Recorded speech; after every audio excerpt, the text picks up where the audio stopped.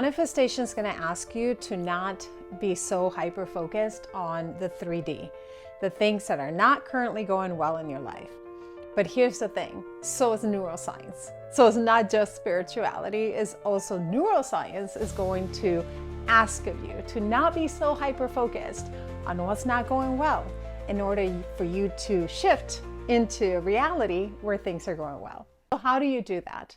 I'm Giselle, and I'm a neuroscience grad candidate and a hypnotherapist. I work every single day with women who are going through a transition in their life, and I help them to get control over their lives again, clarity, and the weekly coaching and guidance to create the lives that they desire.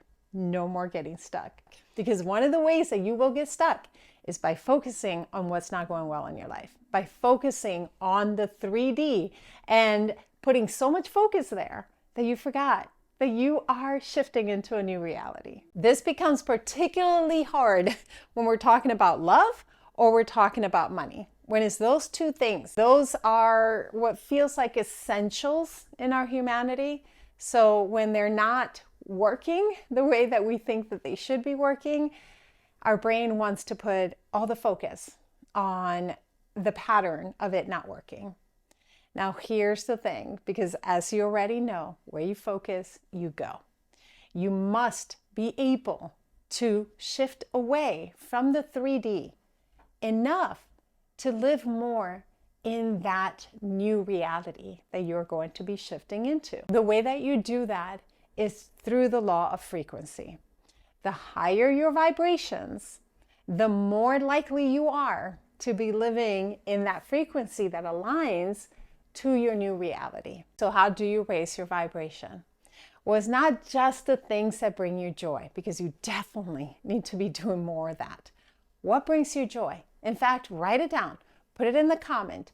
What brings you joy? Just pure joy. Don't include the person that you can't be with. Don't include the money that you don't have. Okay, so include what is accessible to you that you are able to do and it brings you joy. What is that? Because you should be following that. You should be doing that in your daily life. You should be finding ways to increase your joy regardless of your circumstances. There are ways to increase joy. But then we also need to work with your brain, because your brain's going to want to shift over to what's not working. This is where neuroscience comes in. We create new neural pathways, new ways of thinking. Now, in order to do that, it's going to feel like work at first, because it's so easy to do what you've been doing, to focus on your 3D. So to focus on the reality that you're shifting into, you're going to have to create a new way of thinking about that. Every time that you want to focus on, but why is my relationship not working the way that it should be? Or why did that happen? Or what if I could have done this or that? Or it could be about your career or about money, whatever it's about. Every time that your brain wants to take you there, recognize those are just thoughts. They're just thoughts. You do not need to embody them. You actually do have a choice. You have this powerful choice of being able to observe those thoughts. Be like, oh, I'm currently having those thoughts. Let me just let them fade away. I'm not going to feed them. I'm not going to add to them. And I'm certainly not going to embody them. I'm just going to observe them. And then at one point, I'm done with that. I'm done observing those thoughts. Now, what thought do I want to have? What do I actually want to be thinking about? Now you can shift into the emotion and the thinking pattern of that version of you that lives that reality. How does that person live their life? What kind of thoughts are they having? What kind of emotions are they having? What kind of inspirations are they having? And simply open yourself up to what other thought do I want to have that makes me feel closer to that version of me that's living that reality. Choose those thoughts. The next thing that you're going to do, in addition to living with joy and being mindful of your thoughts, is you're going to embody that self-concept. You're going to embody the version of you that already lives that life. Because that version of you that already lives their lives, because that version of you that already lives that life in the midst of this messy thought process in the 3D that you're currently having. She doesn't live that life. She's not there. She's in another reality, the one that you want to unfold into. So how does she live her life? What kind of activities does she do? How does she approach her work? How's her self-love? How's her self-esteem? How's her self-worth? Does she feel like she's enough? Does she feel like all the possibilities are available to her? Most likely, yes. So how can you shift into that way of being? What kind of work do you need to do to shift into that kind of being? It might be regulating your nervous system. It might be meditating a little bit more. It might be using visualization. It might be shifting your friend group and finding people that are more in alignment.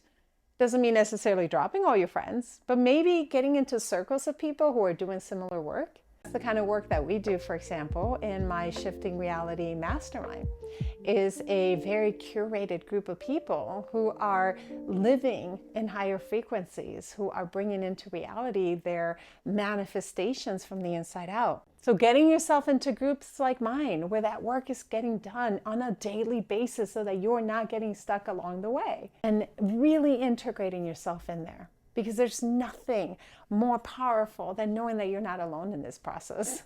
Than knowing that when you have questions, you get answers. That knowing when you get stuck, you can get unstuck.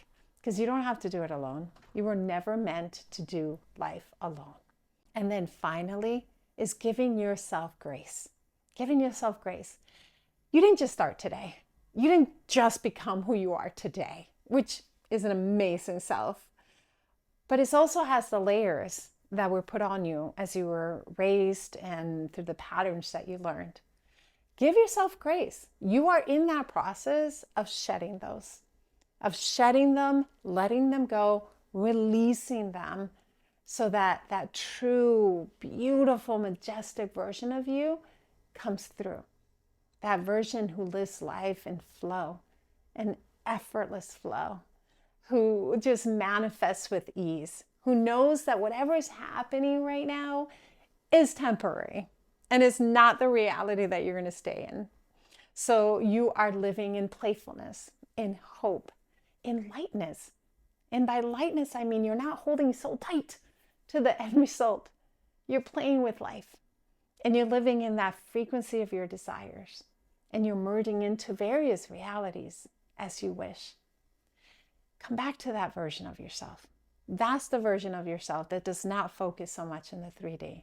That's the version of yourself that already knows that what she desires, desires her.